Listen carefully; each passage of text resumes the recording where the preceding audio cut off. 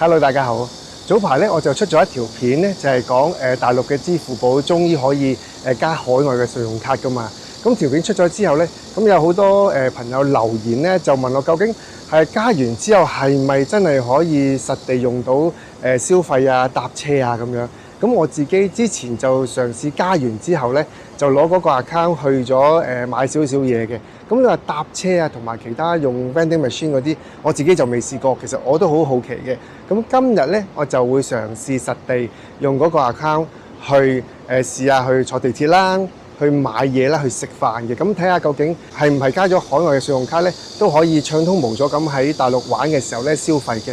咁我今日所用嗰個大陸支付寶個 account 咧，就係我上次登記嗰個嘅。咁我上次登記嘅時候咧，就係用港澳通行證啦，同埋香港嘅電話號碼登記嘅。咁經過實名認證之後咧，咁啊再加埋香港嘅信用卡。咁我今日咧全程都係會用呢一個 account 去試下嘅。其實我自己都好奇，究竟係唔係可以暢通無阻咁去試下睇下啦。通常去到一個地方落咗飛機，第一件事咧都會去便利店買啲嘢飲嘅。咁啊，而家測試下用嗰個支付寶喺便利店度買啲嘢飲，睇下得唔得先。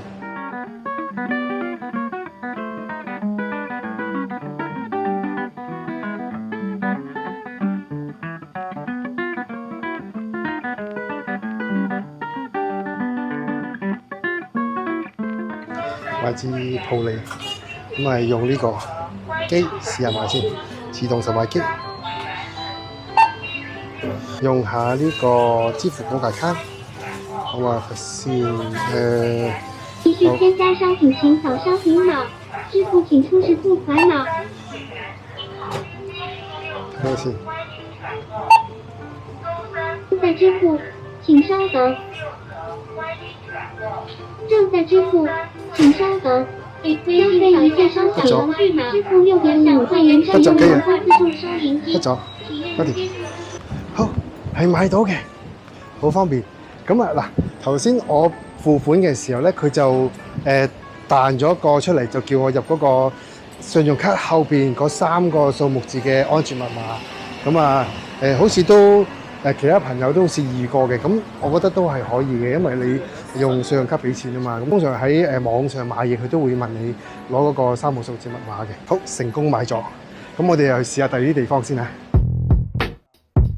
咁啱咧，一陣間約咗我老豆食飯，咁我試下用嗰個支付寶嚟俾錢，睇又俾唔俾到先。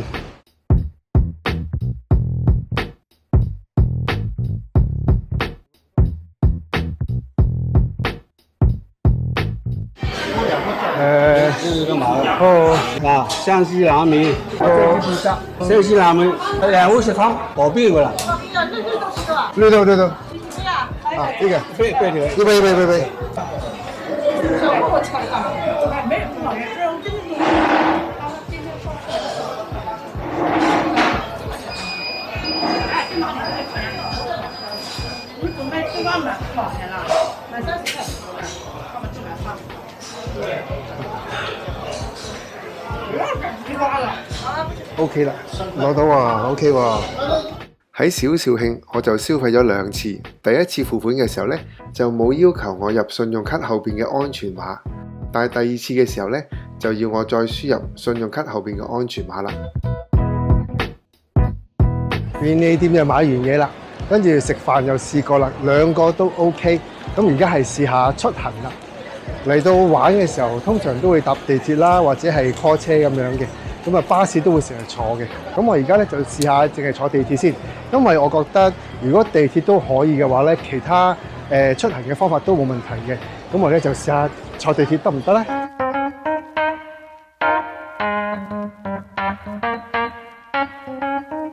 好，而家就試下用嗰個支付寶出行嗰個位嚟坐地鐵先。睇下先 ，OK， 出行之後攞個地鐵碼 ，OK， 出咗地鐵碼啦。咁樣數一下，哦，得喎 ，OK 喎，唔錯喎 ，OK，得咗，完全都可以喎嚇。呢一個支付寶係我用香港港澳通行證申請啦，同埋係用香港嘅電話號碼申請嘅，絕對係冇咧內地嘅電話號碼同埋內地嘅證件嚟到登記嘅。咁所以呢一個支付寶係完全係用香港嘅資料嚟登記嘅，都用得哇！坐地鐵都唔錯啊！好啦，而家試下出閘先。好，着翻個出行，跟住去翻地鐵，佢就二維碼。我出嚟睇到先。好，成功喎 ，OK。坐地鐵都得嘅喎，原來 OK 喎。即係證明咧，而家呢一個大陸版嘅支付寶咧，如果你用香港嘅資料啦，仲有海外嘅信用卡咧，咁佢係坐地鐵都係可以冇問題嘅。咁如果坐巴士啊、公交啊嗰啲咧，咁我覺得應該都會冇問題嘅，所以我就唔試啦。